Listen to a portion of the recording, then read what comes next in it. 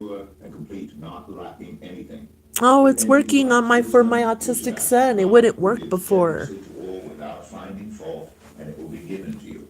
But when you ask, you must believe and not doubt, because the one who doubts is like a wave of the sea blown and tossed by the wind. Well, actually, it's okay That because I gotta person hear it should from the not teacher. expect to receive anything from the Lord. Such a person is double-minded and unstable in all they do. Believers in humble circumstances ought to take pride in their high position, but the rich should take pride in their humiliation, since they will pass away like a wild flower. For the sun rises with scorching heat and withers the plant. Its blossom falls, and its beauty is destroyed. In the same way, the rich will fade away even while they go about their business. Blessed is the one who perseveres under trial, because, having stood the test, that person will receive the crown of life that the Lord has promised to those who love him. When tempted, no one should say, God is tempting me. For God cannot be tempted by evil, nor does he tempt anyone. But each person is tempted when they are dragged away by their own evil desire and enticed.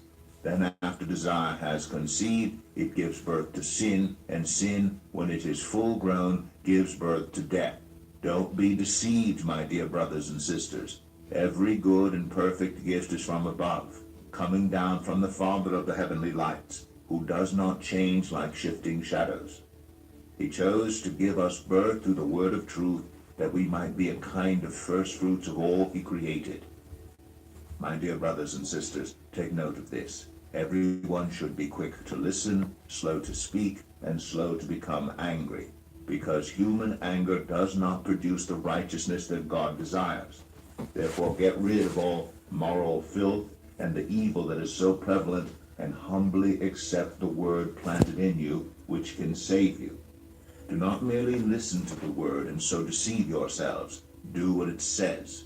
Anyone who listens to the word but does not do what it says is like someone who looks at his face in a mirror, and after looking at himself, goes away and immediately forgets what he looks like. See, and I'm messing But up in whoever that looks area. I need to intently get into on the track. perfect law that gives freedom and continues in it, not forgetting what they have heard, but doing it, they will be blessed in what they do.